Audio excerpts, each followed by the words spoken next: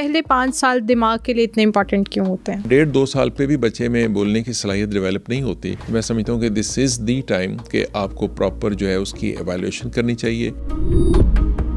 बच्चा अगर ऑटिज्म वाली बीमारी से गुजर रहा है, उसको क्या करना चाहिए? ऑटिज्म के साथ एपिलेप्सी भी हो सकती है। ब्रेन की ग्रोथ प्रॉपर नहीं हो रही तो वो हड्डियां जुड़ने का प्रोसेस शुरू हो जाता है, तो उसका मतलब है कि आने वाले सालों में सर का साइज छोटा रह जाएगा। एपिलेप्सी में सिर्फ झटके ही लगते हैं कि इसके अलावा भी कोई टाइप्स हैं? कुछ देर के लिए खामोश हो जाते हैं, उसको हम एब्सेंस सीजर कहते हैं। बोलने की जो कैपेबिलिटी है, सलाहियत है, वो रुक जाती है। मिर्गी का दौरा पड़ जाए तो हाथ और पाँव भी फौरन से रब करना स्टार्ट कर देते हैं। झाग निकल रही है तो फौरन कोई रुमाल वगैरह जो है वो मुंह के अंदर देखे तो आप उसको बचा सकते हैं कि उसकी जुबान पे कोई जख्म ना आ जाए। बहुत छोटे बच्चों में होते हैं और अमूमन इसमें बच्चा एक झटका मारने के बाद रोता है। बहुत छोटे छोटे बच्चे होते हैं 7, 8, 9, 10 साल के, और वो कह रहे होते हैं हमारे सर में दर्द हो रहा है। ये माइग्रेन क्या इससे भी स्टार्ट हो जाता है? आने वाले सालों में बड़े बच्चों में एपिलेप्सी या मिर्गी जो है वो बहुत अहम बीमारी है। जब आपका बच्चा पैदा होता है तो उसका दिमाग किस तरह से डेवलप हो रहा होता है और किस एज टेन्योर के साथ साथ डेवलपमेंट के साथ साथ डिसऑर्डर्स भी दिमाग में आना स्टार्ट हो जाते हैं। क्या आप जानते हैं कि ऑटिज्म क्या है? ऑटिज्म कब और क्यों आपके बच्चे में आता है? बच्चे के बोलने से पहले कौन से अर्ली वार्निंग साइंस होते हैं जिससे पेरेंट्स को पता चल जाए कि उनका बच्चा कहीं ऑटिज्म से तो नहीं गुजर रहा? ऑटिज्म होने के बाद आपके बच्चे में एपिलेप्सी होने के चांसेस कितने बढ़ सकते हैं? अगर आपके बच्चे को मिर्गी का दौरा पड़ता है तो फौरी तौर पर आपको क्या करना चाहिए? ये सब जानने के लिए आज हमारे साथ डॉक्टर टीपू सुल्तान मौजूद हैं, तो इस पॉडकास्ट को एंड तक लाजमी देखें।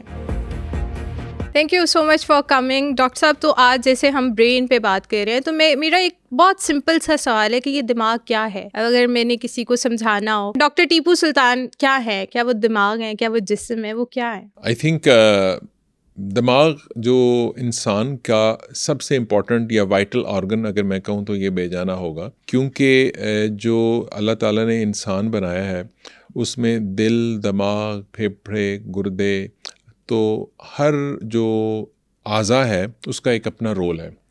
लेकिन इन तमाम आज़ा को कंट्रोल जो करता है आज़ा ऑर्गन, वो ब्रेन है।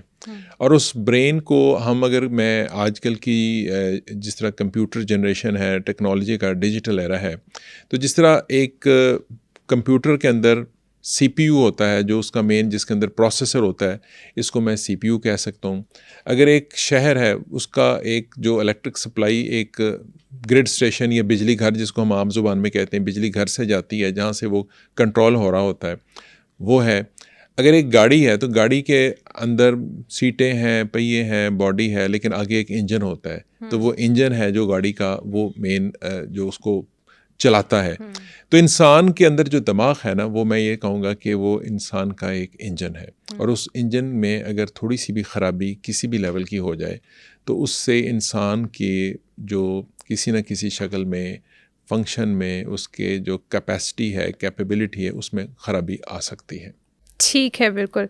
अब मुझे ये बताएं कि जब एक बच्चा पैदा होता है तो आहिस्ता आहिस्ता जैसे जैसे वो बड़ा हो रहा होता है उसका दिमागी तौर पे क्या डेवलपमेंट हो रही होती है? ब्रेन डेवलप कैसे होता है?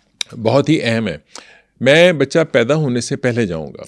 ठीक है। 9 महीने का जो प्रेगनेंसी का एक नॉर्मल ड्यूरेशन है, दिमाग की जो साख्त है, उसका जो स्ट्रक्चर है, वो तो माँ के पेट के अंदर से ही शुरू हो जाता है जैसे कि बाकी तमाम ऑर्गन्स का।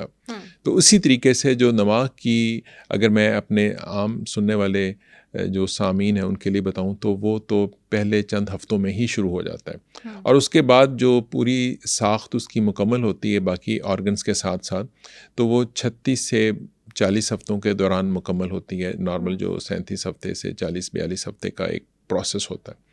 उसमें अगर वहाँ पे भी किसी वजह से दिमाग की साख्त में, उसके स्ट्रक्चर में कोई ना कोई ऐसी ख़राबी रह जाए तो उसका इम्पैक्ट आने वाली तमाम ज़िंदगी पे होता है। सो इसीलिए जो 9 महीने की प्रेगनेंसी का एक नॉर्मल दौरानिया है, उसमें हम समझते हैं कि माँ की सेहत, माँ की जिस्मानी सेहत, उसकी नफ्सियाती सेहत, उसकी जो मुकम्मल जो ब्लड प्रेशर है, उसका ग्लूकोज का लेवल है, उसकी तमाम जो अवामिल उस नौमौलूद को अफ़ेक्ट कर सकते हैं, वो तमाम जो माँ के ज़रिए से ही उसको मिल रहा है, माँ के अंदर खून की मिकदार, उसके अंदर ग्लूकोज़ की मिकदार, वाइटामिन्स की, खुराक की, तो ये बहुत अहम किरदार अदा कर रहे होते हैं। इसीलिए हमेशा से माँ और बच्चा को एक यूनिट के तौर पे देखा जाता है कि माँ की अच्छी सेहत होगी तो बच्चे की भी अच्छी सेहत होगी। तो अब अगर एक माँ सेहतमंद होगी, उसके 9 महीने की प्रेगनेंसी का जो दौरानिया है वो ठीक गुजरेगा, तो हम समझते हैं कि एक सेहतमंद बच्चा पैदा होगा और उस सेहतमंद बच्चे का जो दिमाग है वो आइंदा आने वाले सालों में बढ़ रहा होगा। वो ना सिर्फ शक्ल में बढ़ेगा, वज़न में बढ़ेगा, साइज़ में बढ़ेगा, बल्कि अपनी कैपेसिटी के हिसाब से भी बड़ा होगा। बिल्कुल। ऑन एन एवरेज जब बच्चा पैदा होता है तो उसका वज़न 2.5 से 4 किलो तक होता है। उसका जो लेंथ हम कहते हैं वो तकरीबन 50 सेंटीमीटर होती है और जो सर का साइज़ है वो रफली 35 सेंटीमीटर के लगभग होता है। और वो पहले 1 साल में, सिर्फ 1 साल 12 महीने में वो 35 से बढ़ के तकरीबन 47 सेंटीमीटर पे पहुंच जाता है पहले ही साल में। अच्छा। तो इसलिए पहले साल की जो आप देखें कि वज़न सिर्फ जो है वो 4 किलो या 3.5 किलो से 10 किलो पे पहुंचता है और जो सर का साइज़ है वो 35 सेंटीमीटर से तकरीबन 47-46, यानी कि उसमें कोई एक फिक्स्ड डिजिट नहीं होता, उसमें ऑफ कोर्स रेंज होती है, लेकिन जो नॉर्मल अगर मैं बताऊं तो वो 47 सेंटीमीटर हम कहते हैं 1 साल का सर का साइज़। और जो मेरा आपका एक एडल्ट का साइज़ है वो 55, 56, 57। तो अगर आप देखें पहले साल में वो 10 से 12 सेंटीमीटर बढ़ रहा है और बाकी आइंदा आने वाले चंद सालों में another 10 सेंटीमीटर बढ़ रहा है और उसके बाद वो 5-7 सालों के बाद सर का साइज बढ़ना बंद हो जाता है। कद जो है वो तकरीबन अगर वो बड़ा है पैदाइश के ऊपर अगर वो 50 है और वो एडल्ट का साइज़ पाकिस्तान में जो कद का साइज़ है वो 5 फुट 2-3 इंच से लेके मे बी अगर 5 फुट 10-11 इंच या मैक्सिमम 6 फुट तक होता है। हमारे यहाँ generally because of the multiple reasons, genetics भी है उसके अंदर और भी बहुत सारे कंट्रीब्यूटिंग फैक्टर्स हैं, कद छोटे हो रहे हैं, लेकिन हमारी डाइटरी पैटर्न की वजह से वज़न हमारे बढ़ रहे हैं। एडल्ट्स के अंदर ओबेसिटी बढ़ रही है, डायबिटीज़ बढ़ रही है। तो इसके अंदर एक बहुत पुरानी थ्योरी सी, तकरीबन 20-30 साल पुरानी थ्योरी है, बार्कर्स हाइपोथेसिस। बार्कर्स हाइपोथेसिस ये है कि इंसान के अंदर जो 9 महीने की प्रेगनेंसी है, बेशुमार बीमारियों का जो एक कह लें कि इब्तदाइया है वो वहीं से शुरू हो जाता है।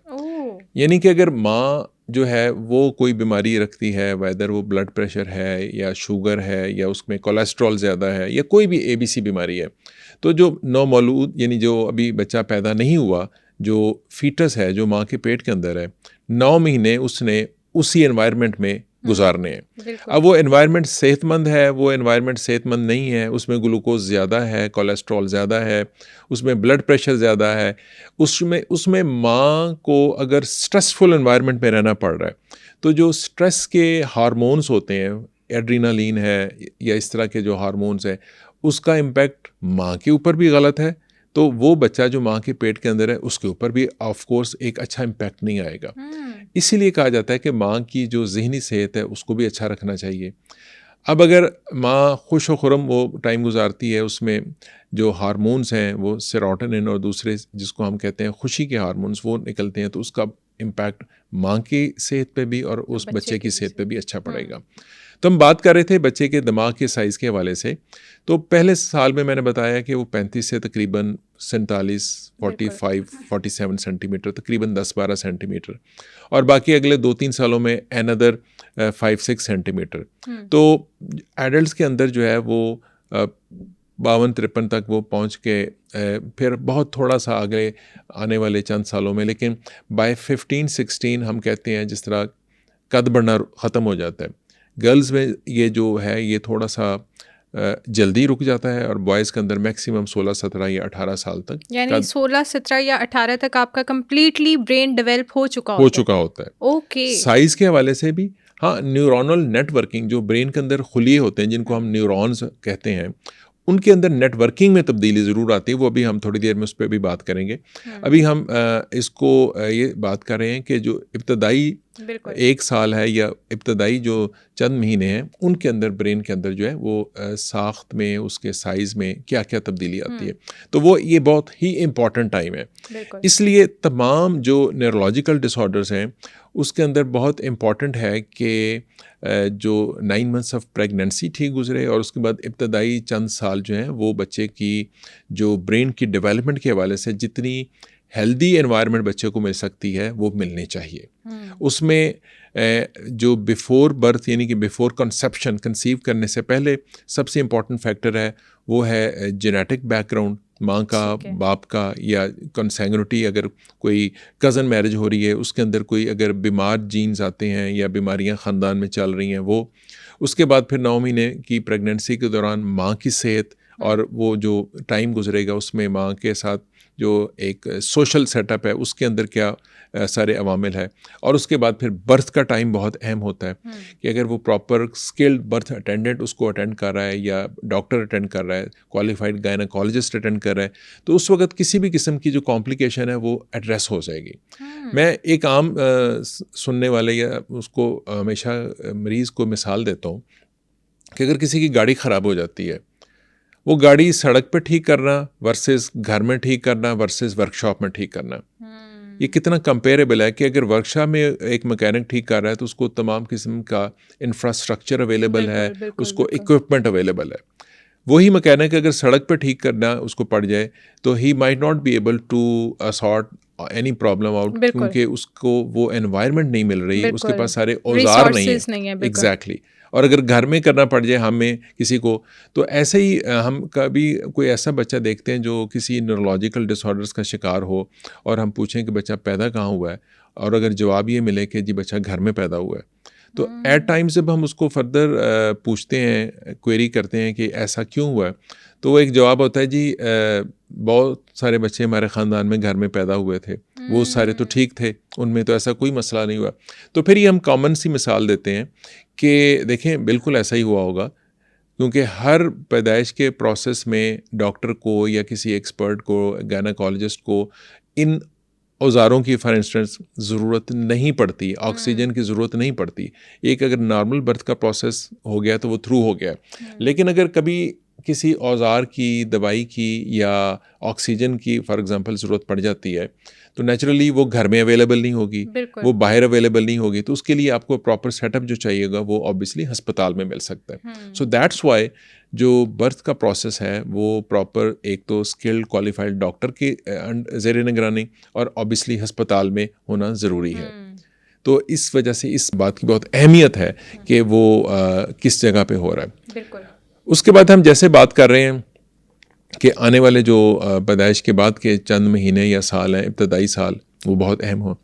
इसमें मैं समझता हूँ माँ बाप का बिलखसूस, लेकिन माँ का जो बहुत अहम रोल है, वैसे तो दोनों पेरेंट्स का, लेकिन बिलखसूस उसमें माँ का रोल अहम है कि मदर फीड करवाए बच्चे को, और उसके साथ जो एक उसकी जज्बाती लगाव पैदा होगा, एक जो अफेक्शन पैदा होगी, वो उसी सूरत में होगी अगर माँ बच्चे को पूरा टाइम देती है।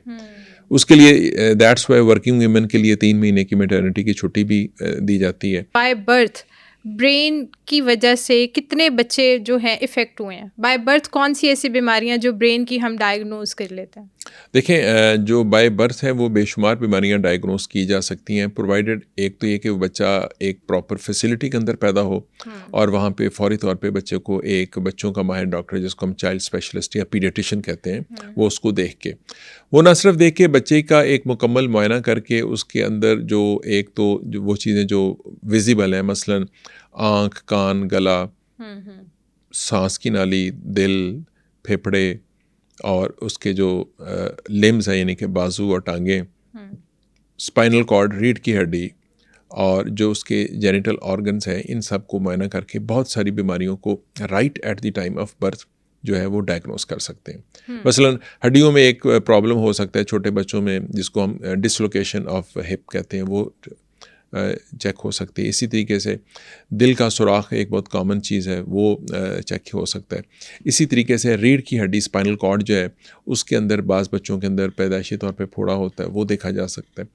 अगर सपोज सर का साइज़ छोटा है या बड़ा है तो उसके अंदर पता चल सकता है कि जो अभी हमने बात की ग्रोथ के हवाले से वो पता चल सकता है। अगर सर का साइज़ बड़ा है, यानी कि अगर 35 सेंटीमीटर नॉर्मल है और at the time of birth जो है वो 40 के करीब है या 38 के करीब है, तो उसी वक्त एक अलर्ट आ जाएगा ना कि बच्चे का सर का साइज़ जो है बड़ा है। बिल्कुल। उसके बाद दूसरी चीज़ होती है कि उसका ग्रोथ पैटर्न क्या है।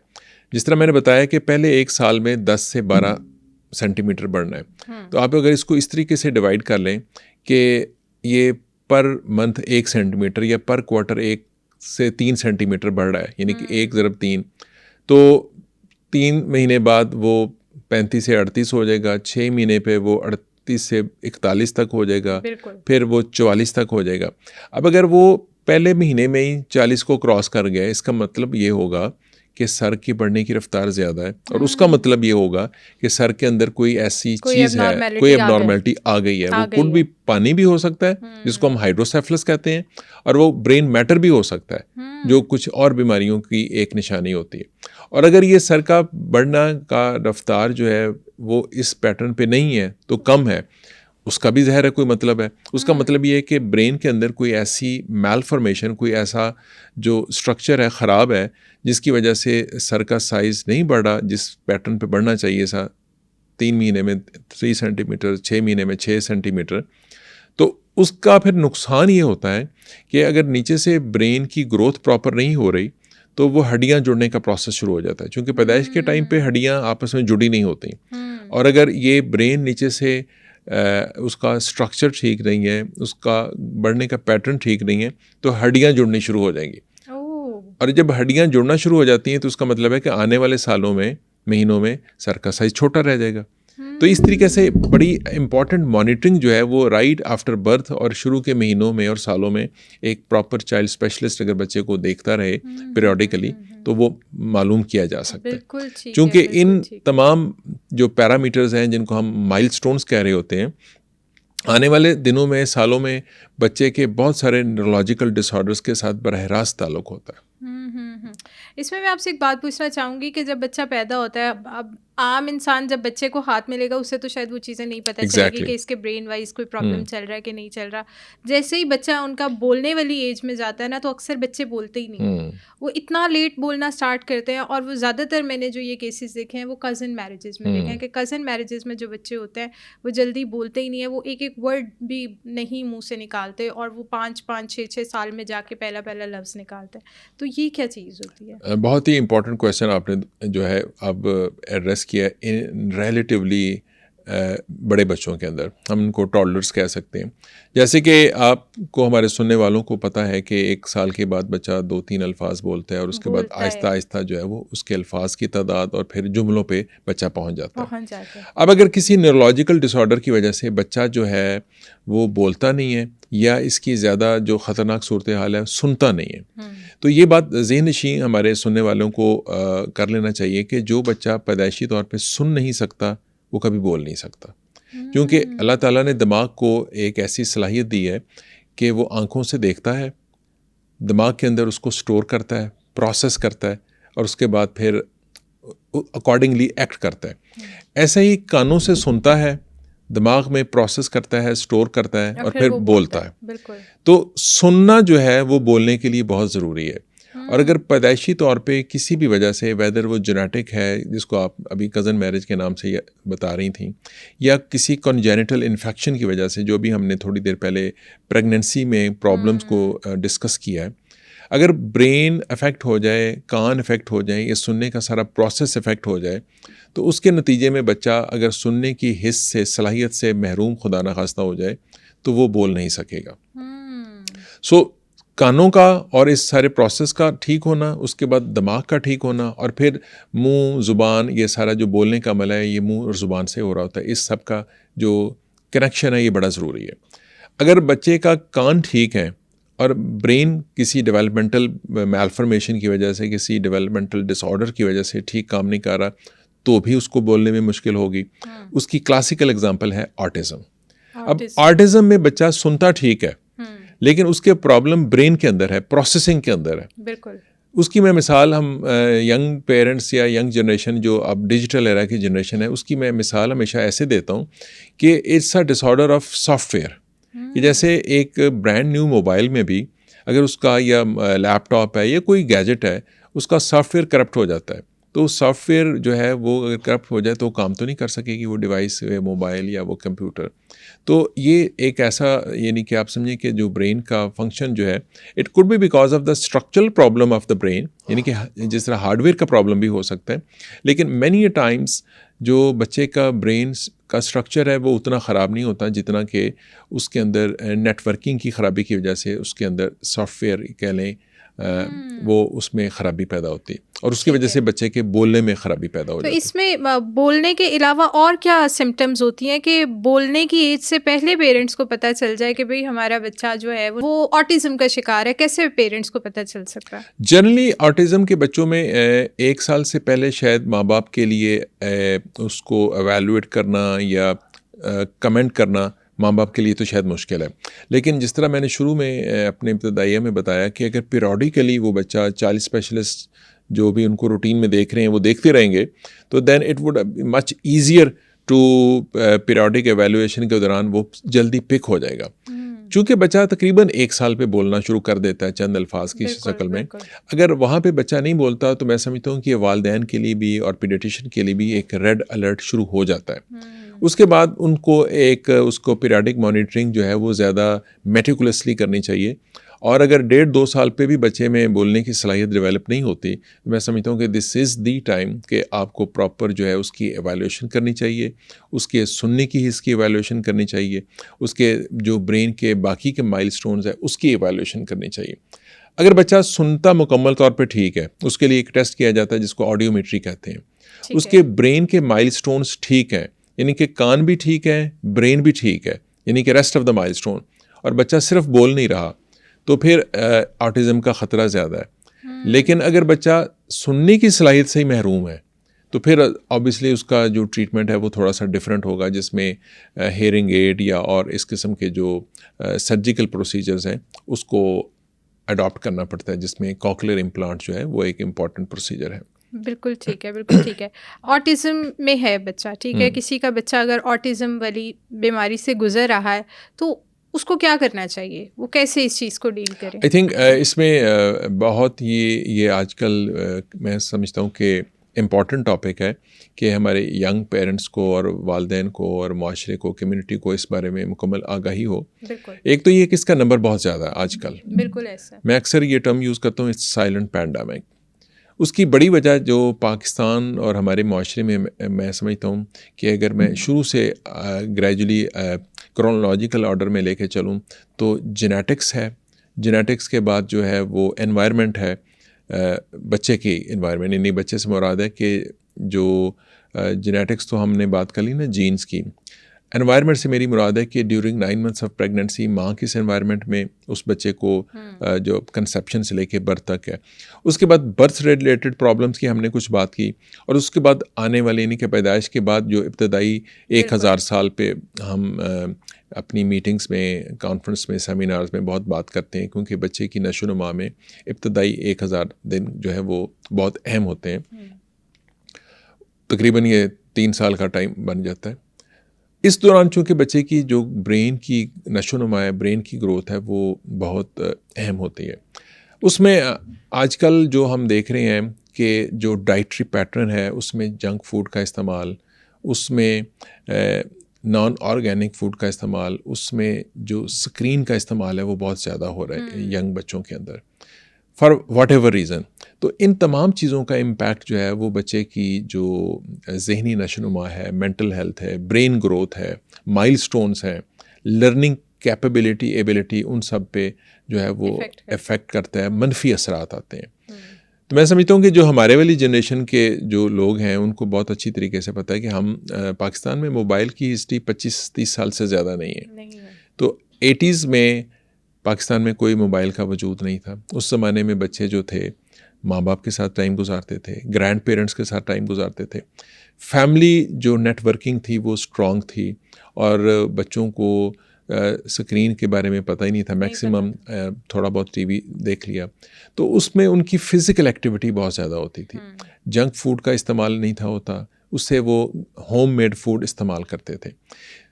तो ये सारी जो एक क्यूमुलेटिव इफ़ेक्ट होता है बच्चे की ग्रोथ पे, जिसमें मैंने बताया कि हर चीज़ का अगर थोड़ा थोड़ा एक नेगेटिव इम्पैक्ट बच्चे की ओवरऑल नशोनुमा पे भी, ग्रोथ पे भी, उसी प्रपोर्शन से उसकी ब्रेन ग्रोथ पे और जो माइलस्टोन्स हैं या जिसको हम मेंटल हेल्थ कहते हैं उस पे भी आ रहा होता है। तो अगर सारी नेगेटिव कंट्रीब्यूशंस हर फैक्टर का हो रहा हो, starting from genetics, birth, immediate period after birth and initial few years of life, तो आप सोचें कि फिर बच्चा जो ओवरऑल है उसका लर्निंग कैपेबिलिटी, लर्निंग एबिलिटीज़ वो कैसे जो है वो पॉजिटिव हम एक्सपेक्ट कर सकते हैं। तो सर ये ऑटिज़म के जो बच्चे होते हैं इनके ठीक होने के चांसेस होते हैं कि एक एज में जाके ये बिल्कुल इनका माइंड जो है वो बाकी ह्यूमन बीइंग्स की तरह वर्क करेगा? नहीं, मैं समझता हूँ कि इतनी ग्लूमी पिक्चर तो नहीं है। इसमें सबसे पहली चीज़ जो मैंने बताई कि वो है राइट टाइम पे डायग्नोसिस। अगर राइट टाइम पे डायग्नोसिस हो जाए तो उसके बाद फिर राइट ट्रीटमेंट है। डिपेंड करता है कि उसकी सेवेरिटी कितनी है, ठीक है, और क्या ऑटिज़म इन आइसोलेशन है या ऑटिज़म के साथ कुछ दूसरे अवामिल भी शामिल है। फॉर इंस्टेंस ऑटिज़म के साथ एपिलेप्सी भी हो सकती है, ऑटिज़म के साथ कोई ऐसा न्यूरोक्यूटेनियस सिंड्रोम यानी कि कोई ऐसा न्यूरोलॉजिकल डिसऑर्डर्स भी हो सकता है। कुछ ऐसे न्यूरोलॉजिकल डिसऑर्डर्स हैं जैसे ट्यूबरस स्क्लेरोसिस है, जिसके अंदर बच्चे के जिस्म पे, मुंह पे कुछ ऐसे निशानात होते हैं, उसके अंदर सीजर्स या एपिलेप्सी होती है और साथ में उसमें ऑटिज़म के फीचर भी होते हैं। तो ऐसे प्रॉब्लम जिसमें ऑटिज़म इन आइसोलेशन है, ऑब्वियसली उसका ट्रीटमेंट और आउटकम बेहतर होगा इन कंट्रास्ट विद वो बच्चे जिसमें ऑटिज़म के साथ और बहुत सारी जो कॉम्बिनेशन ऐड ऑन हो जाते हैं, यानी कि कोमॉर्बिड कंडीशन जो है वो अगर ज़्यादा हों। लेकिन इन एनी वे इसका ट्रीटमेंट बिल्कुल है। इसमें सबसे पहले वालिदैन को इसको समझना ज़रूरी है, एक्सेप्ट करना ज़रूरी है और उसके अकॉर्डिंगली ट्रीटमेंट करवाना बहुत ज़रूरी है, जिसमें एपिलेप्सी की सूरत में एंटी सीजर मेडिसिन होंगी, और अगर बच्चे में ऑटिज़म के फीचर हैं, डिले इन स्पीच है, बिहेवियरल चैलेंजेस हैं, तो accordingly speech therapy, behaviour therapy और at times occupational therapy, physiotherapy की ज़रूरत पड़ सकती है। तो ये अगर तमाम थेरेपीज़ करवाई जाएँ तो आउटकम जो है वो ख़ासा अच्छा होता है। तो सर इनको मेडिकेशन पे लाना ज़रूरी होता है? जैसे मैंने देखा इनके लिए स्पेशल इंस्टीट्यूट्स भी बने हुए हैं, लाइक इनकी स्कूलिंग भी दूसरे बच्चों से थोड़ी डिफरेंट होती है। उसमें इन्हें एक्टिविटीज़ के थ्रू सिखाया जाता है कि अगर वो बोलते नहीं है तो उन्हें एक्टिविटीज़ डिफरेंट इस तरह की दी जाती हैं कि उनसे बच्चा लर्न करे। तो इसके बारे में आप क्या कहेंगे? जी बिल्कुल, आपने बजा फरमाया कि इन बच्चों के लिए स्पेशल इंस्टीट्यूट्स होते हैं, और जैसे मैंने अभी बताया कि ये हर बच्चा अलग बच्चा है, बिल्कुल, अपनी जो वजूहात की वजह से भी, और उसका जो स्पेक्ट्रम या उसकी जो ओवरऑल पिक्चर है वो डिफरेंट है। अब मेडिसिन में अगर बच्चे में ऑटिज़म के साथ बहुत ज़्यादा उसमें हाइपर एक्टिविटी आ जाती है, जिसमें हम उसको ADHD कह रहे होते हैं, ये भी एक दिमाग से मुतल्लिक है एक बीमारी है, तो वो बच्चे बहुत ज़्यादा एग्रेसिव होते हैं। तो उनके एग्रेशन को कंट्रोल करने के लिए बाज़ दफ़ा कुछ दवाइयों को भी इस्तेमाल किया जाता है। दूसरा मैंने अभी बताया कि कुछ बच्चों में साथ में एपिलेप्सी होती है, सीजर्स होते हैं, झटके लग रहे होते हैं, जिसको हम मिर्गी कहते हैं। तो मिर्गी में जो है एंटी सीजर मेडिसिन दी जाती हैं और उनका बड़ा कामयाबी के साथ इलाज किया जा सकता है। जिस तरह भी मैंने नाम लिया था कि एक जेनेटिक डिसऑर्डर है ट्यूबरस स्क्लेरोसिस कॉम्प्लेक्स, जिसमें कुछ जिस्म पे निशानात भी होते हैं। तो अब इस बीमारी में जो है वो जो एंटी सीजर मेडिसिन है उनको दिया जाता है 2 से 3 साल, बाज़ दफ़ा 4-5 साल तक भी इन दवाइयों को देना पड़ता है। और ऑटिज़म के लिए जो है वो स्कूलों में जो स्पेशल नीड के बच्चे हैं उनके लिए स्पेशल स्कूल भी मौजूद हैं, जहाँ पे उनको speech therapy, behaviour therapy, occupational therapy और ये तमाम किस्म की सहूलियात मिलती हैं। At time under one roof भी कुछ अदारे ऐसे हैं जहाँ पे ये दी जा रही हैं। इसमें मैं समझता हूँ हमारा जो apart from the social welfare department और स्पेशल एजुकेशन डिपार्टमेंट के कुछ ऐसे दीगर भी अदारे हैं जो इसमें बहुत अच्छा काम कर रहे हैं। बिल्कुल ठीक है। अब मुझे ये बताएं कि कहा जाता है कि जो बच्चे के पहले 5 साल हैं उसमें बच्चे को जितना आप ट्रेंड कर दोगे, जो उसके माइंड में चीज़ें डाल दोगे, वो उसी पाथवे को अडॉप्ट कर लेता है फॉर द लाइफ टाइम। इसमें क्या वो पहले 5 साल दिमाग के लिए इतने इम्पोर्टेंट क्यों होते हैं? जी, बहुत अहम है। जिस तरह अभी मैंने आपको शुरू में बताया था कि बच्चे का रफली साइज़ पैदाइश पे ब्रेन का तकरीबन 35 सेंटीमीटर है और पहले साल में वो 35 से 45-47 तक चला जाता है और नॉर्मल एडल्ट का साइज़ जो है 55, 56, 57 इतना होता है। तो देखा जाए तो पहले साल में ही तकरीबन वो 50%, 45% ऑफ द ग्रोथ ब्रेन की जो है वो हो रही है और उसके बाद अगले 3 सालों में आपने 5 का जिक्र किया, तो टेक्निकली ब्रेन की ग्रोथ जो है वो पहले 4-5 साल में ऑलमोस्ट साइज़ के हवाले से, उसकी जो साख्त है उसके हवाले से तकरीबन मुकम्मल हो जाती है। ठीक है। उसके बाद रेस्ट ऑफ द लाइफ में अनदर 5-10 ईयर्स में थोड़ा सा कद में इजाफा होता है, लेकिन रेस्ट ऑफ द लाइफ में सिर्फ हम ज़्यादा खा के वज़न तो बढ़ा सकते हैं लेकिन कद में इजाफा नहीं कर सकते, सर के साइज़ में इजाफा नहीं कर सकते।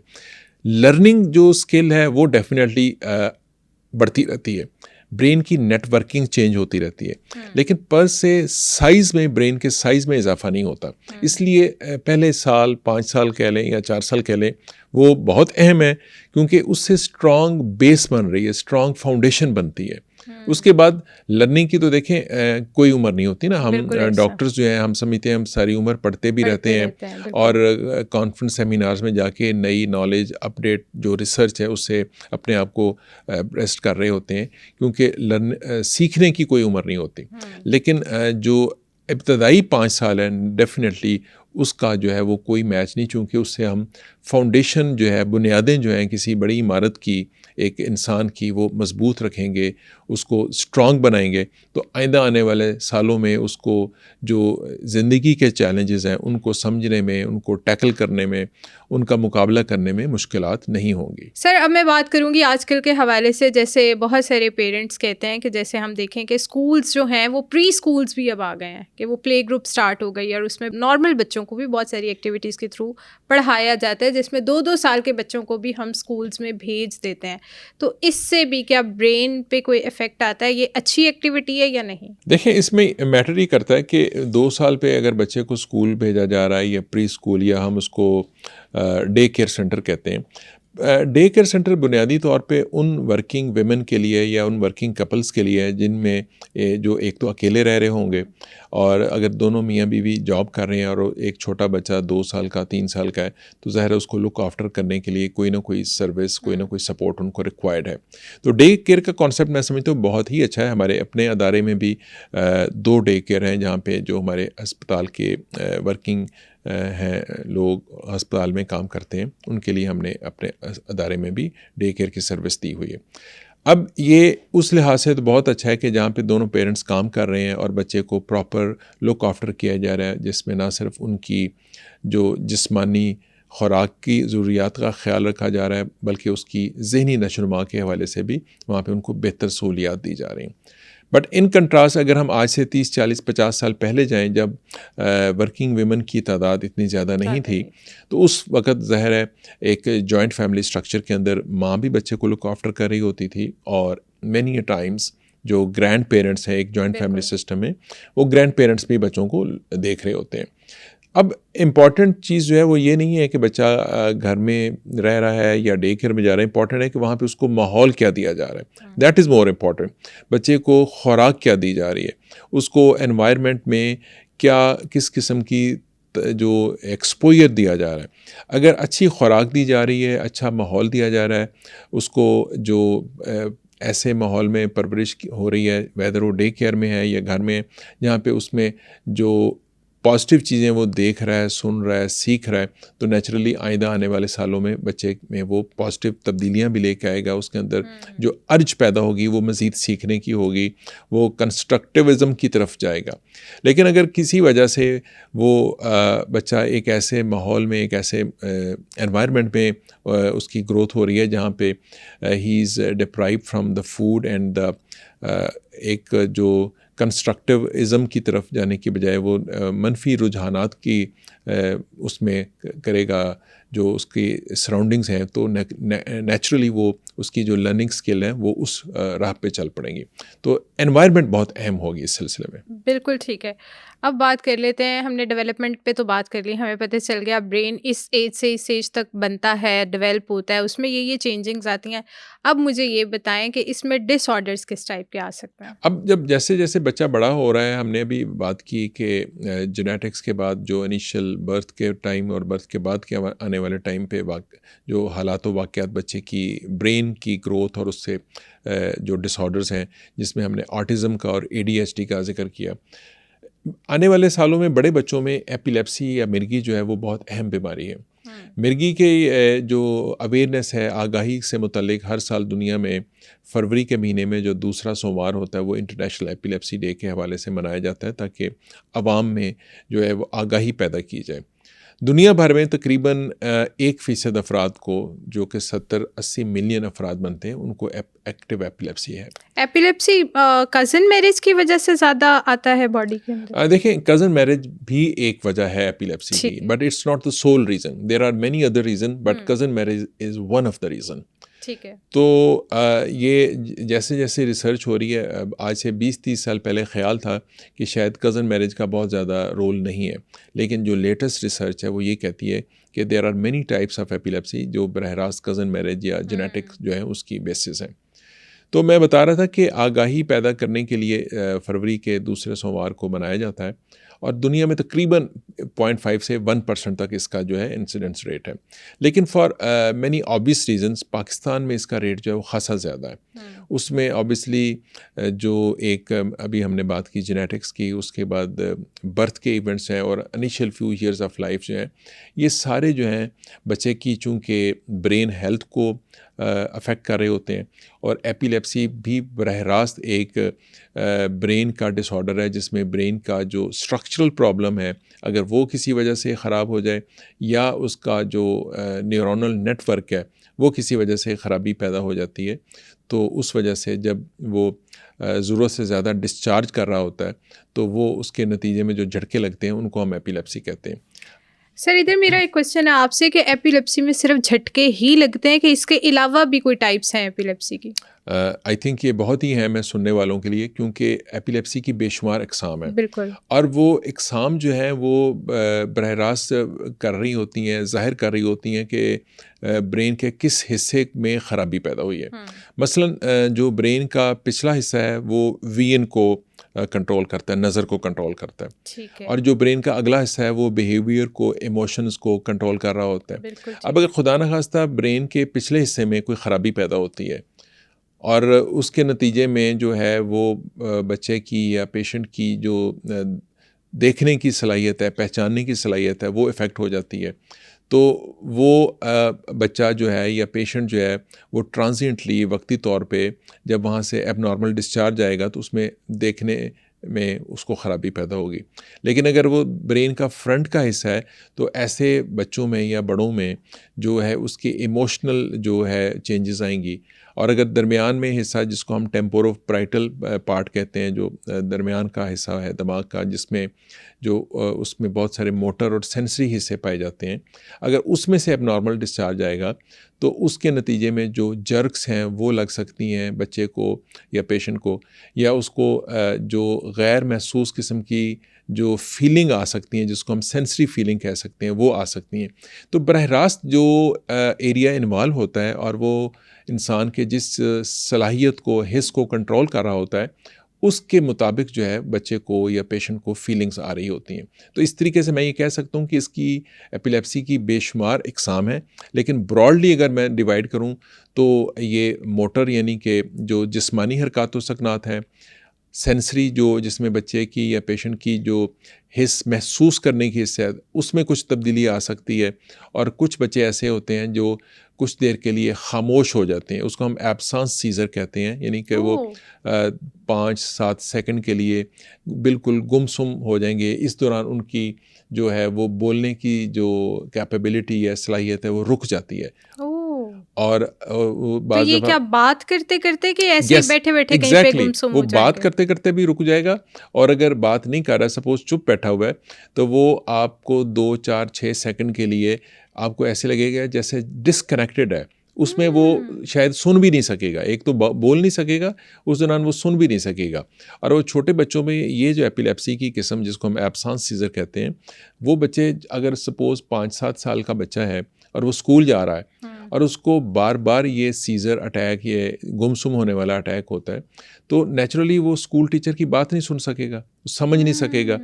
अब उसका इम्पैक्ट जो है ओवर मंथ्स, जब ये मुसलसल अननोटिस सीजर्स जाएंगे तो ओवर मंथ्स ये होगा कि उसकी स्कूल परफॉर्मेंस पुअर हो जाएगी। अब उसका जो रिजल्ट कार्ड पुअर आएगा तो देन पेरेंट्स और teachers they might not be able to diagnose कि ये वजह क्या है, प्रॉब्लम से गुजर है या वो सफ़र कर रहा है, वो नहीं समझ पाएंगे। तो इसके लिए बहुत ज़रूरी है कि अगर बच्चा स्कूल परफॉर्मेंस में भी पुअर होता है तो फौरी तौर पे उसको बच्चों के डॉक्टर अगर अवेलेबल हों तो उनको दिखाया जाए, और अगर पीडियाट्रिक न्यूरोलॉजिस्ट जो इस बीमारी के माहिर डॉक्टर समझे जाते हैं उनको फौरी तौर पे रब्ता किया जाए कि वो एब्सेंस सीजर अगर अननोटिस्ड है और वो सिर्फ स्कूल परफॉर्मेंस पुअर होने की वजह से प्रेजेंट करता है किसी अस्पताल में, तो फौरी तौर पे नोटिस हो जाए।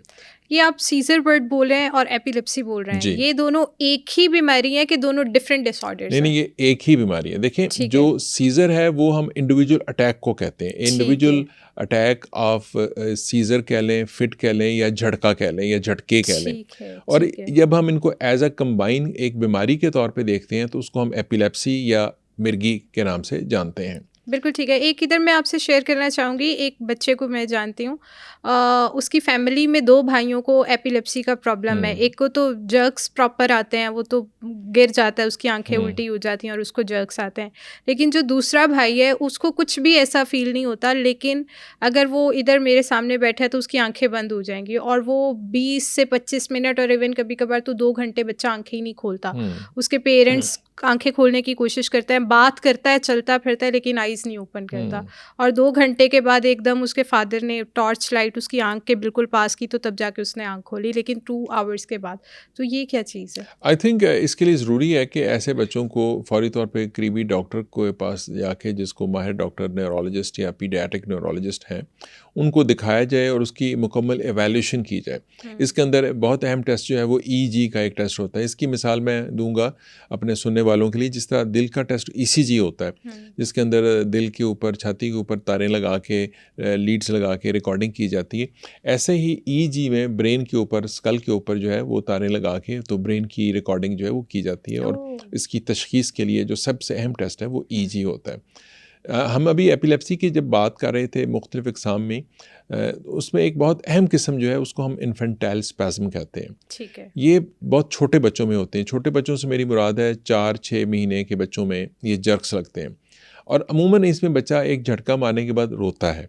तो उस सूरत में हमारे अक्सर हमने देखा है कि वालिदैन बाज़ दफ़ा समझते हैं कि शायद बच्चे के कान में दर्द है, पेट में दर्द है, तो instead of considering this jerk and cry का जो कॉम्बिनेशन है, उसको वो कान का दर्द, दांत का दर्द, पेट का दर्द समझते समझते बाज़ दफ़ा वो काफ़ी हफ्ते या एट टाइम्स महीने गुजर जाते हैं, डिले कर देते हैं। और एक कॉमन ऑब्जर्वेशन मेरे अपने एक्सपीरियंस में आई है ओवर द ईयर्स कि बेशुमार लोग इसको समझते हैं कि शायद बच्चा डर रहा है।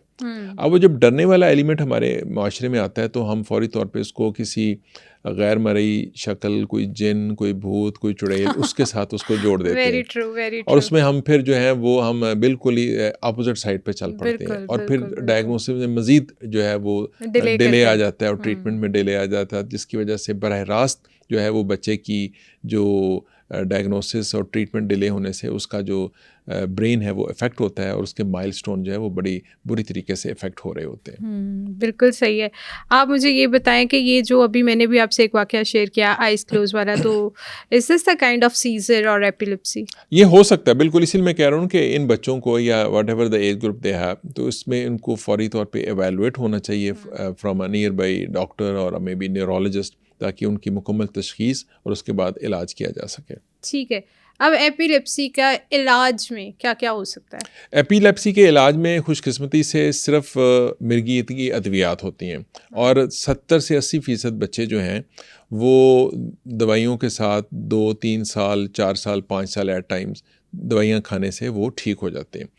20-30% बच्चे ऐसे होते हैं जिसमें डॉक्टर्स को, न्यूरोलॉजिस्ट को या पीडियाट्रिक न्यूरोलॉजिस्ट को चैलेंज आता है और उसके लिए दवाइयों के अलावा कुछ बच्चों में जो है वो एक मखसूस किस्म की खुराक जिसको कीटोजेनिक डाइट कहते हैं वो दी जाती है।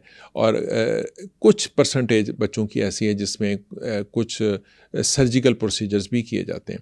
लेकिन जो सबसे इम्पॉर्टेंट या मेन स्टे ऑफ ट्रीटमेंट है वो है एंटी सीजर मेडिसिन, यानी कि मिर्गी से बचाव की अद्वियात। और वो पाकिस्तान में तकरीबन तमाम अद्वियात जो दुनिया में अवेलेबल है वो पाकिस्तान में भी अवेलेबल है। ज़्यादातर दवाइयों की कीमत भी बहुत ज़्यादा नहीं है। There are few relatively expensive medicine but majority of drugs are not very expensive. Important बात जो है, या हम जिसको हम कहते हैं कि टेक होम मैसेज जो है, वो ये है कि बरवक्त तशख़ीस, उसके बाद अप्रोप्रिएट मेडिसिन जो उस मिर्गी की किस्म के मुताबिक की दवाई है, जो कि मुतलका डॉक्टर ईदर चाइल्ड स्पेशलिस्ट और पीडियाट्रिक न्यूरोलॉजिस्ट जो है वो तजवीज़ करेंगे।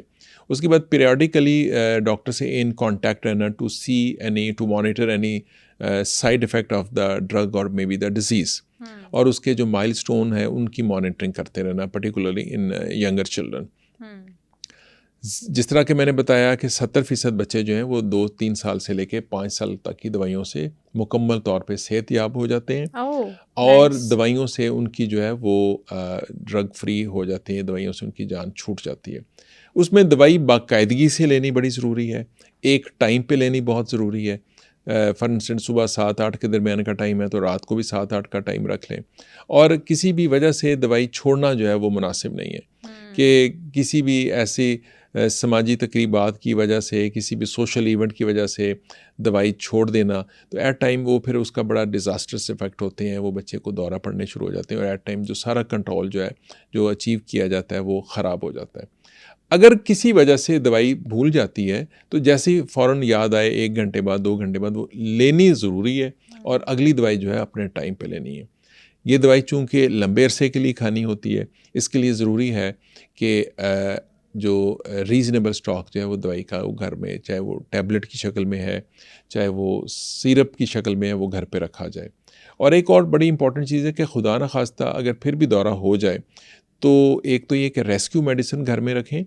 उससे ज़्यादा अहम है कि आपको ये पता होना चाहिए, पेरेंट्स को ये पता होना चाहिए कि how to tackle a seizure at home, क्योंकि आप फ़ौरन अस्पताल तो नहीं पहुंच सकते। बिल्कुल। तो उसमें बच्चे की एक मखसूस पोजीशन, यानी कि उसको करवट पे लेटाना है, उसके मुंह में कोई चीज़ नहीं डालनी, उसके गर्दन में अगर कोई तंग कपड़ा है, टोपी पहनी हुई है, तावीज़ है, या फॉर इंस्टेंस अगर बड़ा बच्चा है और उसने टाई लगाई हुई है, फ़ौरन खोल देना है, उसको कपड़ों को लूज़ कर देना है। ये उस सिचुएशन में जब वो अल्लाह माफ़ करे दौरा पड़ जाए, बिल्कुल, और वो बच्चा भी घर पे है, उसको एक ऐसी जगह पे लिटा दें जहाँ पे खुदा न खास्ता बच्चे के गिरने का या किसी चीज़ के बच्चे के ऊपर गिरने का कोई ख़तरा ना हो। बच्चा जो है आग पानी के करीब ना हो, मसलन चूल्हा अगर करीब में है या हीटर करीब में है तो फ़ौरन बच्चे को उससे दूर ले जाया जाए। हमारे यहाँ एक कॉमन मिथ है कि शायद आग पानी खींच लेता है बच्चे को, असल में खींचता नहीं है। होता ये कि जब बड़ा बच्चा है बिलखुसूस और अगर उसके जर्क्स लग रहे हैं, वो टांग बाजू हिला रहा है, चला रहा है, और अगर चूल्हा या हीटर करीब है तो वो उसके ऊपर टांग बाजू लगने से गिर जाएगा। तो हीटर ने या चूल्हे ने उसको खींचा नहीं है, उसने टांग ज़ोर से हिलाई है, हमारी है, और वो बच्चे के ऊपर गिर गई है।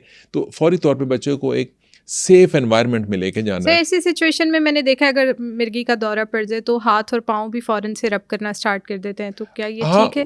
देखें, वो रब करना शुरू कर देते हैं, उसका कोई ग्रॉस फ़ायदा नहीं है। जो अभी मैंने बातें बताई कि बच्चे को फ़ौरन एक तो सेफ़ एनवायरनमेंट में रखें, उसको राइट करवट में रखें, खुली जगह पे रखें, उसके गिर्द अगर गर्दन के गिर्द कोई टाइट क्लोथिंग है उसको लूज़ कर दें, उस वक्त मुंह में कुछ ना डालें, और अगर ज़्यादा लंबा दौरा है तो फ़ौरन जो रेस्क्यू मेडिसिन है या करीबी डॉक्टर या करीबी अस्पताल में आप लेके जाएं। और बाज़ दफ़ा पे दौरे में ज़ुबान की कटने का ख़तरा होता है, दांतों के अंदर कट जाती है, तो उसमें झाग भी इवन मुंह से निकल रही होती है। तो झाग निकल रही है तो फ़ौरन कोई रुमाल वगैरह जो है वो मुंह के अंदर देके तो आप उसको बचा सकते हैं कि उसकी जो ज़ुबान पे कोई ज़ख़म ना आ जाए। लेकिन हाथ मलने का कोई ग्रॉस फ़ायदा नहीं है। हमारे यहाँ एक कॉमन प्रैक्टिस माजी में तो बहुत ज़्यादा थी, जूता सूंघाने वाली, इसका कोई फ़ायदा नहीं है, क्योंकि ज़्यादातर जो सीज़र या फिट का दौरानी है वो 2-4 मिनट होता है। अब वो 2-4 मिनट में अगर हम ये सारे काम कर लें तो दौरा 70-80% बच्चों में ठीक हो जाता है। चंद बच्चे हैं जिनमें दौरे के दौरानिया लंबा है, उसमें रेस्क्यू मेडिसिन जिसमें डायज़ेपाम की सपोजिटरी होती है वो दी जा सकती है। और there are few more injection जो कि करीबी डॉक्टर या अस्पताल दे सकते हैं। लेकिन ये जूता सुंघाने वाली प्रैक्टिस जो है, जुराब सुंघाने वाली प्रैक्टिस है, ये बड़ी माजी में तो बहुत कॉमन प्रैक्टिस थी, लेकिन अब जैसे जैसे इस बीमारी से मुतल्लिक आगाही माशरे में आम हुई है तो ये खासी हद तक ख़त्म हो गई है। बिल्कुल ठीक है सर। ये जो अभी हमने दौरे वाले पेशेंट्स की बात की, तो क्या ये भी 7-8 साल प्रॉपर मेडिसिन खाने से ख़त्म हो सकते जी हैं? बिल्कुल, ये भी सेहतयाब हो बिल्कुल। सकता है? मिर्गी के बच्चे, दौरे वाले बच्चे जो हैं 7-8 साल तो मैं कहूँगा बहुत कम परसेंटेज के बच्चे हैं। ज़्यादातर बच्चे 2-3 साल में ठीक हो जाते हैं। कुछ परसेंट बच्चों में 5 साल तक देनी पड़ती है, और हार्डली फ्यू परसेंट ऐसे हैं जिनमें 7-8 साल या मे बी लिटिल लॉन्गर दवाइयों का जो है वो दौरानिया होता है। बिल्कुल ठीक है। What I have seen sir कि जिनकी फैमिली में एक दफ़ा मिर्गी आ गई है, वो कहीं ना कहीं आगे बच्चों में आ जाएगी, बच्चों में नहीं आए तो उनके बच्चों में आ जाती है। तो क्या ये रियलिटी है कि एक दफ़ा अगर आ गई है आपकी फैमिली ट्री के अंदर मिर्गी या एपिलेप्सी, तो वो आगे ज़रूर ट्रांसफ़र होता है? देखिए, इनडायरेक्टली आप जेनेटिक्स की बात कर रही बिल्कुल। हैं, तो अगर फैमिली में एपिलेप्सी के जीन्स हैं तो यस दैट्स ट्रू कि अगर जीन है तो एक नस्ल में आ गई है तो अगली आइंदा आने वाली नस्लों में अगर एक में स्किप भी हुई है तो उससे अगली नस्ल में आने के इम्कानात ज़्यादा है। तो ये हम एग्जैक्टली जो है वो जेनेटिक एपिलेप्सीज़ की बात कर रहे हैं। एपिलेप्सीज़ की चूँकि बेशुमार अक़साम भी हैं और वजूहात भी हैं, तो जो जेनेटिक एपिलेप्सीज़ है ऑब्वियसली उसमें सब्सिक्वेंट जनरेशन में, सक्सेसिव जनरेशन में आने के इम्कानात ज़्यादा हो जाते हैं। तो इससे कैसे बचा जा सकता है? इसका देखें, मैं हमेशा अपने सुनने वालों को, मरीज़ों को हमेशा एक सादा सा फार्मूला या असूल बताता हूँ कि तमाम जेनेटिक बीमारियों का जो इलाज है वो बहुत महंगा भी है और वालिदैन के लिए परेशानी भी है, मुश्किल भी है, और बचाव मुफ्त है। तो जब मैं ये बात कहता हूँ तो अक्सर माँ बाप जो है वो हैरान होकर पूछते हैं मुफ्त कैसे है। तो मैं कहता हूँ देखिए, शादी ख़ानदान से बाहर करें, इसके लिए कोई एडिशनल कॉस्ट तो नहीं होती। तो टेक्निकली बचाव मुफ्त है, और इलाज जो है अगर एक जेनेटिक डिसऑर्डर, चाहे वो एपिलेप्सी है या कोई भी जेनेटिक डिसऑर्डर है, उसमें वालिदैन के लिए परेशानी भी है, उसकी कॉस्ट भी है, उसके लिए एक जर्नी भी है। जो जनरली जो जेनेटिक डिसऑर्डर्स हैं वो खासे लंबे होते हैं और एट टाइम्स लाइफ लॉन्ग होते हैं। तो लाइफ लॉन्ग बीमारियों का इलाज, उसकी कॉस्ट इम्प्लीकेशन, उसका फाइनेंशियल बर्डन, उसका इमोशनल सेटबैक माँ बाप पे भी, और बाज़ दफ़ा जब बच्चे बड़े हो जाते हैं तो बच्चों पे भी आता है। कुछ बच्चे ऐसे हमारे पास जेनेटिक डिसऑर्डर्स के आते हैं जो खुद बड़े हो चुके होते हैं और समझदार होते हैं। वो एट टाइम्स पूछते हैं कि मैं ही क्यों, मतलब मुझे ही ये बीमारी क्यों हुई है। अगर वो बच्चा नॉर्मल स्कूल में जा रहा है, वो इंटेलेक्चुअली बिल्कुल ठीक है, तो आप देखें ना कि उसको जब बीमारी की समझ आती है, और आजकल कुछ बच्चे जो हैं वो खुद पढ़ लेते हैं, वो नेट पे पढ़ लेते हैं, वो किताबों में पढ़ लेते हैं, तो वो फिर ज़्यादा अपसेट होते हैं कि क्यों ये बीमारी मुझे लगी है, मैं ही क्यों दवाइयाँ खा रहा हूँ। तो ये खासा इमोशनली उन बच्चों को एक सेटबैक मिलता है। तो इसमें मेरी हमेशा टिप होती है कि देखें, बीमारी तो अब जो है सो है, लेकिन अब इसका जो बचाव है मुफ्त है। अब जिनकी शादी हो गई है वो तो ठीक है, लेकिन वो इस बीमारी को अपनी नस्ल से, अपनी जनरेशन से निकाल सकते हैं अपने बच्चों की शादियां ख़ानदान से बाहर करके, ताकि वो जो उनकी आइंदा आने वाली नस्ल है वो सेहतमंद पैदा हो। बिल्कुल ठीक है सर। बहुत सारे जो बच्चे हैं वो बड़े तो हो जाते हैं, मतलब एज वाइज, अपनी बॉडी वाइज, अपनी हाइट वाइज वो बड़े हो रहे होते हैं, लेकिन मेंटल लेवल पे बहुत पीछे होते हैं। जी, इसको इंटेलेक्चुअल डिसेबिलिटी कहते हैं। ठीक है। तो इंटेलेक्चुअल डिसेबिलिटी के भी जिस तरह भी हम ब्रेन हेल्थ के हवाले से, ब्रेन की माइलस्टोन्स या डेवलपमेंट के हवाले से बात कर रहे थे, तो इंटेलेक्चुअल डिसेबिलिटी के भी बेशुमार वजूहात हैं, और कॉमन वजूहात जो ब्रेन डिसऑर्डर्स की हैं वो एक ही हैं, स्टार्टिंग फ्राम जेनेटिक्स, यानी कि कज़न मैरिज, उसके बाद 9 months of pregnancy from conception to birth, उसके बाद बर्थ के इवेंट्स और initial few years of life, या रफली जिसको हमने बात की 5 साल या 1000 जो दिन है, फर्स्ट 1000 डेज ऑफ लाइफ, उसका बहुत ज़्यादा इम्पैक्ट ब्रेन के ऊपर, ब्रेन हेल्थ के ऊपर, मेंटल हेल्थ के ऊपर, डेवलपमेंट के ऊपर, माइलस्टोन्स के ऊपर है, और उन्हीं में से एक जो है वो इंटेलेक्चुअल डिसेबिलिटी या लर्निंग डिसेबिलिटी। कैसे हम वापस उनके, मतलब एज के अकॉर्डिंग उनके मेंटल लेवल को कैसे हम अपग्रेड कर सकते हैं? बिल्कुल हम कर सकते हैं। उसमें अगेन मैं यही कहूँगा कि it's directly proportional with the effort by the parents. हम जितनी ज़्यादा उन बच्चों में एफर्ट करेंगे उतना अच्छा रिज़ल्ट आएगा। इसकी मैं हमेशा से वालिदैन को जब काउंसलिंग कर रहा होता हूँ तो एक सादी सी बात कहता हूँ कि 30-40 बच्चों की अगर एक क्लास है तो उस क्लास में एक बच्चा फर्स्ट आता है, कुछ बच्चे अच्छे होते हैं, ब्रिलियंट होते हैं, कुछ मिडल जो हैं टीयर के होते हैं और कुछ जो है वो बैक बेंचर या थोड़े से कमज़ोर जहन के होते हैं।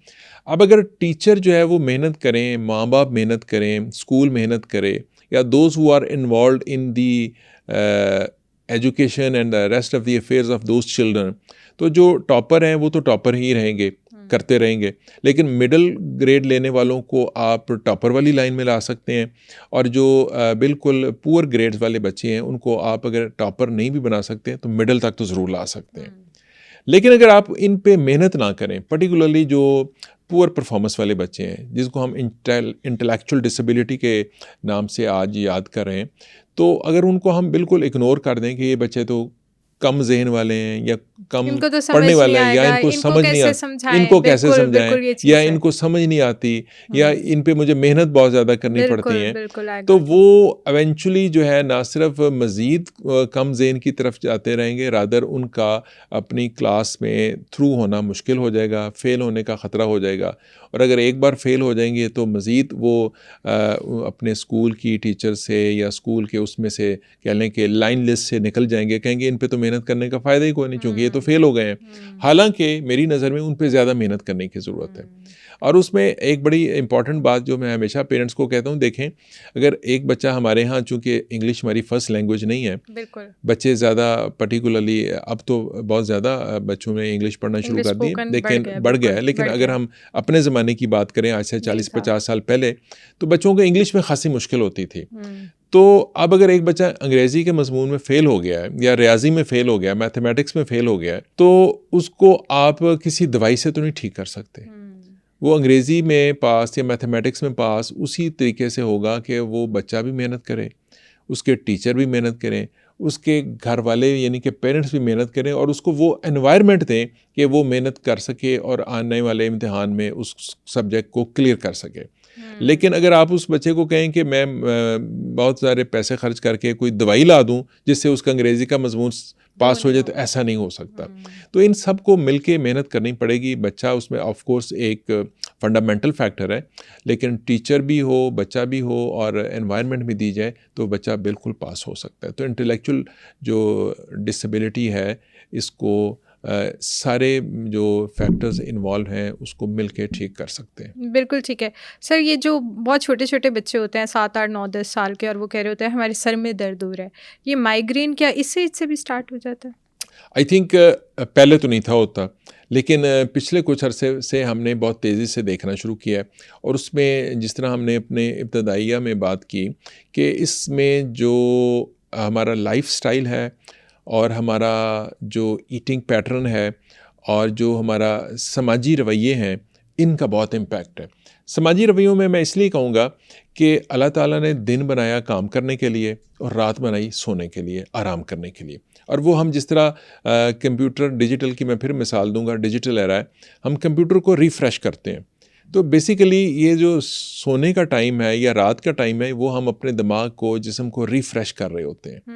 अब अगर हम रात 10, 11, 12 बजे तक जागते रहेंगे, रात का खाना पूरी दुनिया में 6 बजे खाया जाता है, हम 12 बजे खाएंगे, सोने का टाइम जो है वो 2 बजे रखेंगे, और सोने से 3 घंटे पहले हम स्क्रीन पे बैठेंगे, तो आप सोचें कि ना सिर्फ हमारी आँखों पे उसके असरात होंगे, हमारे ब्रेन पे असरात होंगे, हमारी लर्निंग पे होंगे, और सबसे बड़ी बात कि हम नेचर के अपोजिट चल रहे होंगे।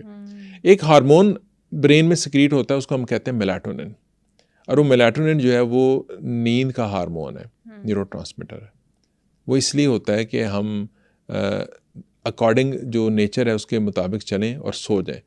अब वो जब 9-10 बजे का टाइम, सोने का टाइम शुरू होता है, वो हार्मोन बॉडी में आता है और हम उसको ज़बरदस्ती अपोजिट चलाएंगे, हम उसको कहते हैं सो जाओ, हम उसको कहते हैं सो जाओ, तुम सो जाओ। एग्जैक्टली हमने नहीं सोना, तो हम नेचर के ख़िलाफ़ जा रहे हैं। देखिए आज हमें जो ये हम आज बातें करते हैं, क्लाइमेट चेंज की हम बात करते हैं, हमने क्लाइमेट चेंज भी बेसिकली तो ये मैन मेड है ना, हमने एनवायरनमेंट में, दुनिया में, ज़मीन पे कुछ ऐसे काम किए जिसकी वजह से हमारी क्लाइमेट चेंज और ग्लोबल वार्मिंग की तरफ हम जा रहे हैं।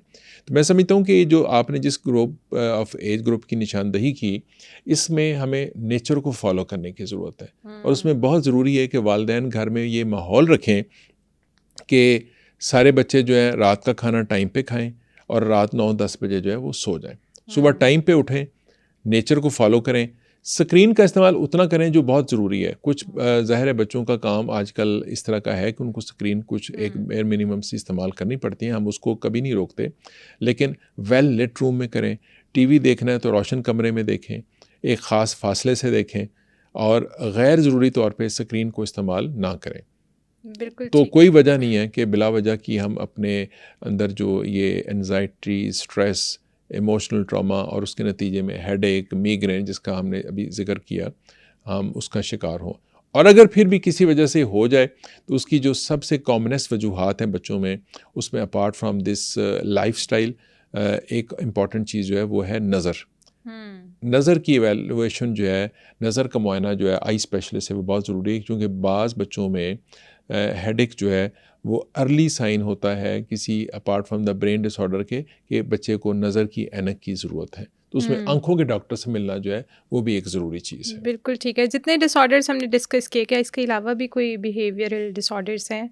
आई थिंक चूँकि ब्रेन जो है वो बरह रास्त बिहेवियर को भी कंट्रोल कर रहा होता है।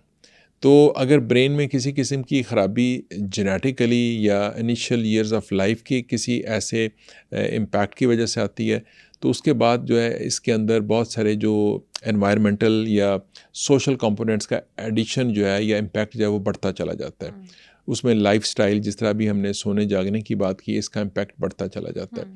तो हमने टीन्स में एक देखा है कि अपार्ट फ्राम दिस जो माइग्रेन है या हेडेक है, एक जो ओवरऑल एंजाइटी और स्ट्रेस है वो एलिमेंट बढ़ रहा है। उसमें जो सबसे इम्पॉर्टेंट मैं समझता हूँ वो है हमारे बच्चों में, हमारे टीन्स के अंदर जो है वो हम बच्चों में एक माशरे में नंबर सीकर्स पैदा कर रहे हैं। हम एक ऐसी बच्चों में एक दौड़ लग गई है कि ओ ए लेवल है या मैट्रिक एफएससी में है तो हमने इतने नंबर लेने हैं, इतने नंबर ना आए तो फ़लाँ जगह पे दाखिला नहीं होगा। तो इन तमाम चीज़ों का जो इम्पैक्ट है बच्चों की, ज़ाहिर है मेंटल हेल्थ पे, ब्रेन हेल्थ पे कोई पॉजिटिव नहीं होता। तो मैं लेकिन सर आजकल तो नंबर्स के अलावा हर चीज़ की दौड़ है हमारी टीन्स में। पैसे की दौड़ उन्हें है, लाइफस्टाइल की दौड़ उन्हें है, लेविश लाइफस्टाइल भी चाहिए, गाड़ी मोबाइल भी सबसे अच्छा चाहिए। तो ये तो दौड़ उन्होंने खुद भी अपने ऊपर बहुत सोशल मीडिया को देख के भी तो बहुत हावी की हुई है। हाँ जी, आप बिल्कुल बजा कह रही हैं। वो थोड़ा सा मैं कहूँगा कि उससे भी बड़े बच्चों का एक जो है चैलेंज बन गया है। लेकिन जो बीइंग पीडियाट्रिक न्यूरोलॉजिस्ट मैं समझता हूँ कि हम जिस एज ग्रुप को ज़्यादा देखते हैं उसमें जो ये 12-14 से लेके 18-20 साल तक के जो बच्चे होते हैं, इन बच्चों में चूँकि मैट्रिक, एफएससी या ओए लेवल के बच्चे होते हैं, तो इनमें जो है इस लाइफस्टाइल के अंदर जो इन स्कूल्स के जो ग्रेड्स का एक है या नंबरों की जो दौड़ है, इनका भी बच्चों के ऊपर। और उसमें मैं समझता हूँ कि हर बच्चे के अंदर ना कुछ पोटेंशियल्स होते हैं, वो हिडन पोटेंशियल जो होते हैं, उनका जो एप्टीट्यूड जिसको हम कहते हैं, ज़रूरी नहीं है कि हर बच्चे ने डॉक्टर, इंजीनियर या ऐसा प्रोफेशनल बनना है, कंप्यूटर एक्सपर्ट बनना है, सॉफ्टवेयर इंजीनियर बनना है। हर बच्चे के अंदर एक जो है अपना इंसान छुपा हुआ है, और वो हमें उसका जो छुपा हुआ इंसान है, जो छुपा हुआ उसके अंदर एक माहिर है, हमें उसको तलाश करना है। और वो तलाश करने के लिए मैं हमेशा समझता हूँ कि बेस्ट साइकोलॉजिस्ट जो है, बेस्ट थेरेपिस्ट जो है बच्चे की, हमेशा माँ, पेरेंट्स इन जनरल और स्पेसिफिकली माँ होती है। बेशुमार बच्चों को जब मैं ये कहता हूँ कि इसको थेरेपी की ज़रूरत है या साइकोथेरेपी की ज़रूरत है, तो साथ ही मेरा ये भी कहना होता है कि माँ is always the best therapist. अब उसके लिए ये है कि माँ को पहले उसको समझना ज़रूरी है और फिर उसके अकॉर्डिंगली उसको समझ के उसको लेके चलना ज़रूरी है। तो अगर हम ये एंजाइटी, ये प्रेशर, ये स्ट्रेस बच्चों की ज़िंदगी से निकाल दें। सर ये स्ट्रेस, एंजाइटी और डिप्रेशन, ये तीनों क्या है, मुख्तलिफ कैसे हैं तीनों? देखें, ये ना हमेशा कम्बिनेशन होता है। बाज़ दफ़ा हर इंसान की एक पर्सनैलिटी होती है, जो हमने शुरू से जब बच्चे को हम लेके चल रहे होते हैं तो पैदाइश से आगे जिस तरह का उसको माहौल मिल रहा है।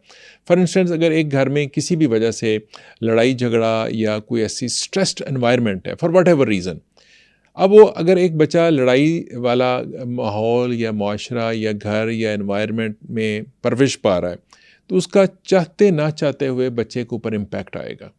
अब अगर वो बच्चे के ऊपर इम्पैक्ट आएगा तो नेचुरली उसमें वो कोई पॉजिटिव इम्पैक्ट तो नहीं आएगा, वो नेगेटिव ही आएगा। इसी तरीके से अगर बच्चा स्कूल में, माशरे में, जहाँ पे हर वक्त एक चीज़ जुड़ी हुई है कि अच्छे नंबर लोगे तो फ़लाँ जगह पे दाखिला होगा। अब ऑफ कोर्स हम ये नहीं कह रहे कि कंपटीशन नहीं होना चाहिए, बच्चे को पढ़ना भी चाहिए, लेकिन अगर वो बच्चा सपोज़ आर्ट्स में ब्रिलियंट है वो फाइन आर्ट का स्टूडेंट है, तो वो फाइन आर्ट की बजाय अगर हम उसको ऑपोजिट साइड पे मैथमेटिक्स में डाल दें या प्री मेडिकल में डाल दें, तो देन ही और she might not be able to perform best. अब हमें उसका बेस्ट चाहिए ना, तो बेस्ट के लिए हमें सबसे पहले उसका एप्टीट्यूड को देखना है कि उसका एप्टीट्यूड जो है वो मैथमेटिक्स से है, वो बायोलॉजी से है, वो फाइन आर्ट से है, वो लैंग्वेज से है, या वो सपोज कोई बहुत अच्छा स्पोर्ट्समैन बन सकता है। अगर स्पोर्ट्समैन बन सकता है, वो क्रिकेटर बन सकता है, वो हॉकी का बहुत अच्छा प्लेयर बन सकता है, या वो अरशद नदीम की तरह जेवलिन थ्रो कर सकता है। तो हमें उसका बेस्ट निकालना है। अब वो बेस्ट निकालने के लिए हमें थोड़ी सी एफर्ट करनी पड़ेगी, हमें थोड़ी सी जो है अपना टाइम बच्चे को देना पड़ेगा कि हम उसका बेस्ट बाहर निकाल सकें। आई होप कि इस पॉडकास्ट से आपको काफ़ी अवेयरनेस मिली होगी। इसी तरह के और पॉडकास्ट अगर आप देखना चाहते हैं या किसी भी हेल्थ से रिलेटेड टॉपिक पर बात करना चाहते हैं तो हमें कमेंट सेक्शन में ज़रूर बताइएगा। मैं बहुत ही मेहनत और रिसर्च के बाद मोतबर डॉक्टर्स के साथ आपके लिए हेल्थ पर कंटेंट बनाती हूँ। अगर आपको मेरा कंटेंट वैल्यूएबल लगता है तो अभी सुनो डिजिटल को सब्सक्राइब करें।